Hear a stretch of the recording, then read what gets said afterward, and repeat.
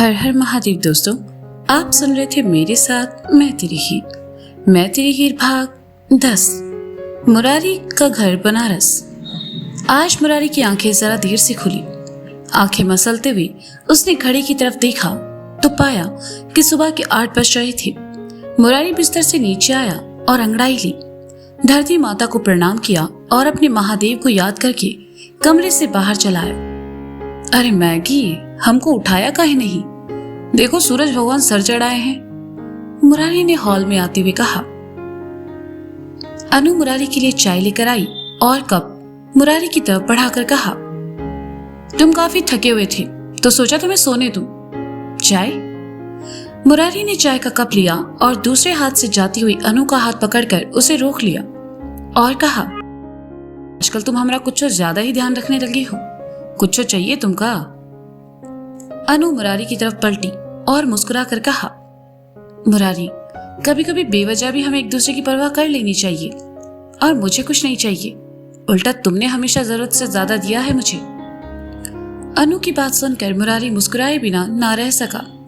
वह खामोशी से अनु की तरफ देखता रहा और चाय का एक घूंट भरकर कहा, आज चाय से ज्यादा मीठी तुम्हारी बातें लग रही हैं। मुरारी, क्या आज मैं सारिका दी से मिलने उनके घर जाऊं? उन्होंने मुझे बुलाया है। अनु ने प्यार से पूछा। लो, ईमा पूछने की क्या बात है? कल रात में शिवम भैया का फोन आया था, हमें भी शुगर मिल जाना है। कहा है कि राजनीति तो अब रही नहीं। मुरारी ने कहा। तुम्हें राजनीति से बहुत प्यार है ना मुरारी? अनु ने कहा। हाँ, प्रेम तो है, पर वो राजनीति से जो बनारस के लोगों का भला करे, किसी को परेशान नहीं। अब तो सालाना राजनीति साफ रही है ना राजनेताओं की नीयत। अब तो बनारस के महादेव ही मालिक है। मुरारी ने कहा, चाहे जैसे भी हो, पर तुम्हारी इस राजनीति ने इस घर को और मुझे पुराना मुरारी लौटा दिया। कम से कम तुम्हारा थोड़ा वक्त तो मिलेगा हम सबको। अनु ने हंसते हुए कहा और वहां से चली गई। अरे तुम्हारे लिए तो बखत ही बखत है मैगी, मुरारी ने कहा।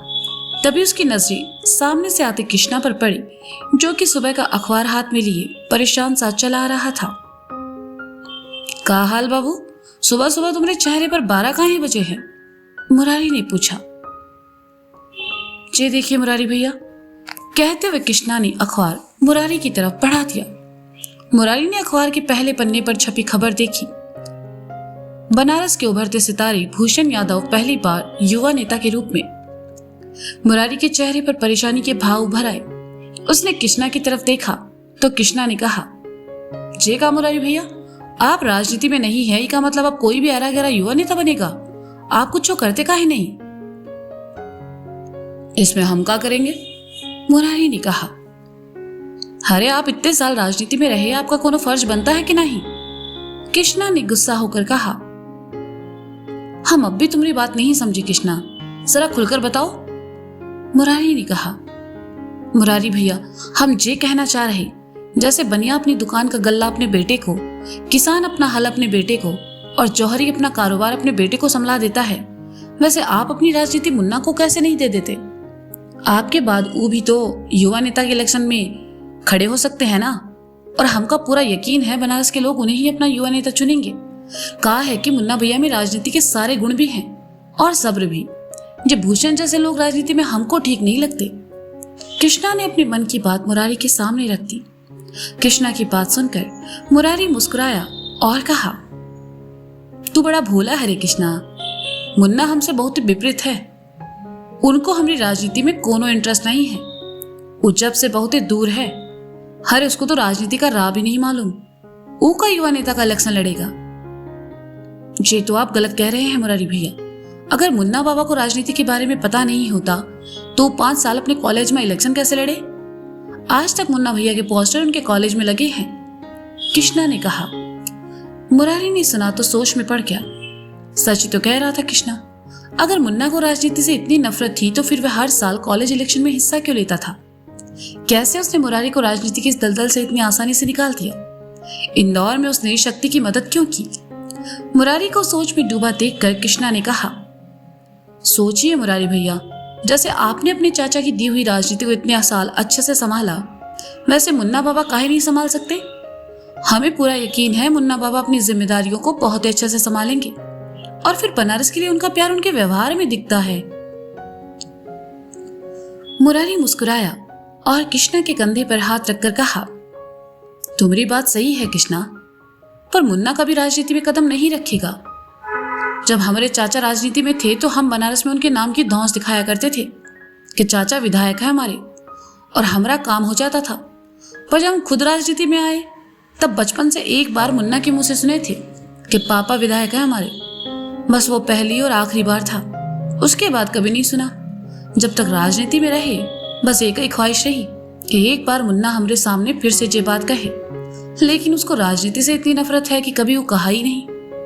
तुम्हारी बात सही है कृष्णा, पर मुन्ना को ही दलदल में उतारना हम खुद नहीं चाहेंगे।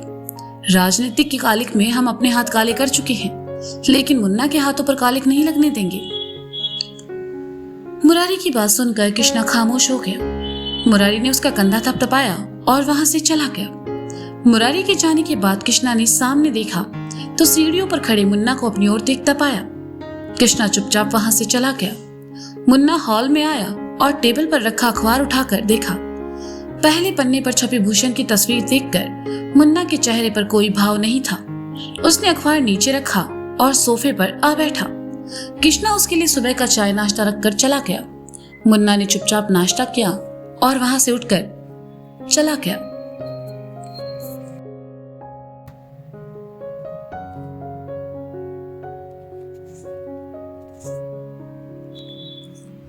शिवम का घर बनारस।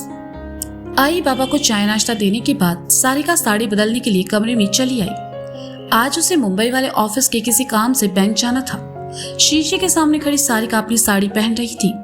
साड़ी की सलवटों को सही करने के लिए वह जैसे ही झुकी, शिवम ने आकर उसे रोक दिया और कहा, हम कर देते हैं। सारिका मुस्कुरा उठी। ये कुछ हक शिवम शादी के बाद खुद ले चुका था। उसे झुककर सारिका की साड़ी सही करने में जरा भी शर्म महसूस नहीं हुई। उसने सलवटें सही की और सारिका के सामने आकर कहा, बैंक जा रही हो? हाँ, सुबह नवीन का फोन आया था, कुछ ट्रांजैक्शन करने हैं और उसके लिए हमें बैंक जाना होगा। सारिका ने पल्लू पर पिन लगाते हुए कहा, लेकिन लगा नहीं पाई। शिवम ने देखा तो सारिका के पीछे आया और उसके हाथ से पिन लेकर पल्लू में लगाते हुए कहा, हम साथ चलें? आप शायद भूल गए हैं, आपको आज मुरारी भैया के साथ शुगर मिल जाना है, हम मैनेज कर लेंगे, सारिका ने प्यार से कहा। शिवम ने कुछ नहीं कहा, बस सारिका के खुले बालों को समेटा और उनकी चोटी बनाने लगा।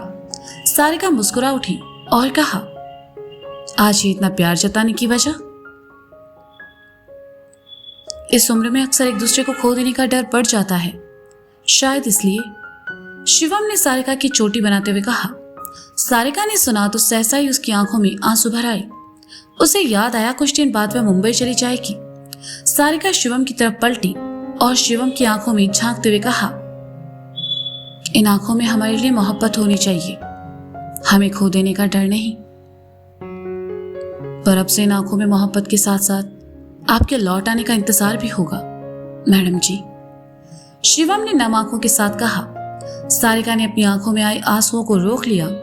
उसे गले में तेज कुछ चुभता महसूस हुआ और उसने पलट कर कहा, हमें अब निकलना चाहिए।